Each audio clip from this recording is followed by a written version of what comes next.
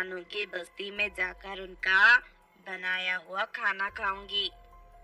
उसके बाद कंचना शैतानपुर के जंगल के पास बनी गांव में पहुंच जाती है। तभी उसे एक जादूगरनी का घर दिखाई देता है। जादूगरनी के घर से ढेर सारे स्वादिष्ट पकवानों की खुशबू आ रही थी। फिर कंचना चुड़ैल खिड़की के रास्ते जादूगरनी के घर में दाखिल हो जाती है।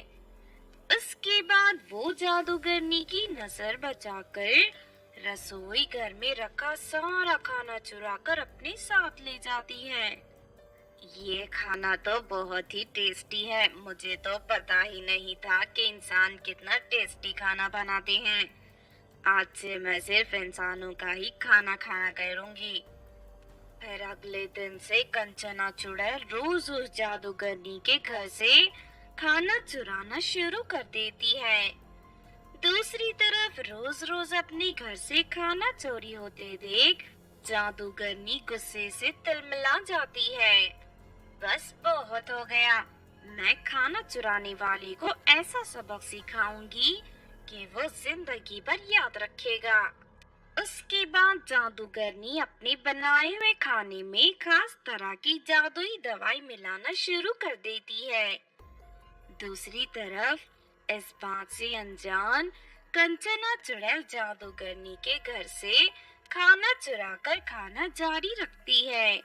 लेकिन कुछ ही दिनों में अचानक कंचना चुड़ैल का शरीर बड़ा होने लगता है। इस बात से उसके पड़ोस में रहने वाली चुड़ैलों को बड़ी हैरानी होती है। दूसरी तरफ कंचना चुड़ैल की भूख की पहले से भी कई गुना बढ़ जाती है, जिस वजह से कंचना चुड़ैल अपने मोहल्ले में रहने वाली दूसरी चुड़ैलों के घर से खाना चुराकर खाना शुरू कर देती है। कांचना चुड़ैल की इस हरकत से सभी चुड़ैल नाराज हो जाती हैं। अब ये कंचना हमारे लिए खतरनाक बन चुकी है। इसे शैतानपुर में रखना खतरे से खाली नहीं है।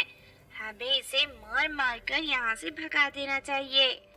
उसके बाद सभी चुड़ैलें अपनी जादुई डंडों से कंचना चुड़ैल की खूब पिटाई करती हैं और उसे मार मार कर शैतानपुर से बाहर भगा देती हैं।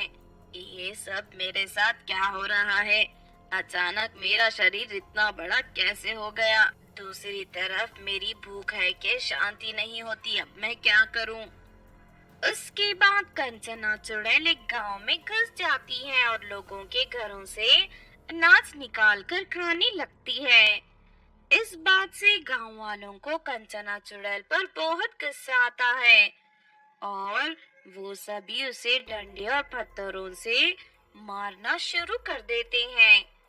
कंचना चुड़ैल बुरी तरह घायल हो जाती है और किसी तरह अपनी जान बचाकर जंगल की ओर भाग निकलती है।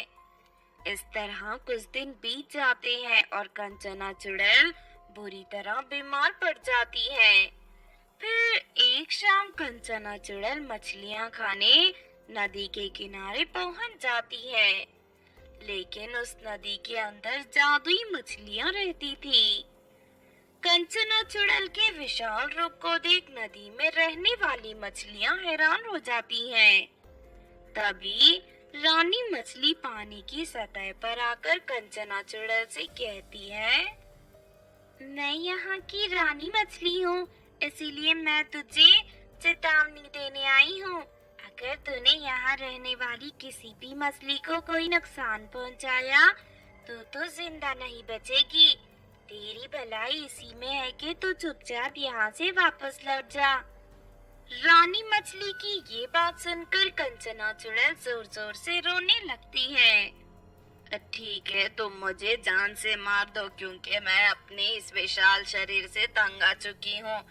ऐसा लगता है जैसे मैं कोई सजा भुगत रही हूँ। बस बहुत हो गया, अब मैं और नहीं जी सकती, तुम मुझे मार दो। तभी कंचना चुड़ैल को चक्कर आ जाता है और वो धड़ाम से जमीन पर गिर पड़ती है। कंचना चुड़ैल की हालत देख रानी मछली को उस पर तरस आ जाता है।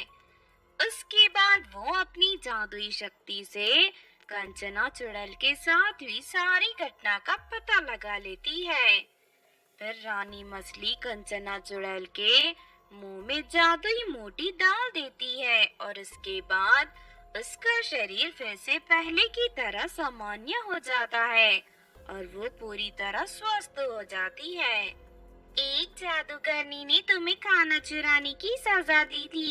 इस बार तो मैंने तुम्हें बचा लिया, लेकिन आज के बाद तुम अपनी चटोरी जुबान पर काबू रखना और दोबारा चुराने की गलती मत करना। मुझे नया जीवन देने के लिए तुम्हारा बहुत बहुत शुक्रिया रानी मछली। मैं तुमसे वादा करती हूँ कि आज के बाद मैं जिंदगी में कभी खाना नहीं चुराऊंगी।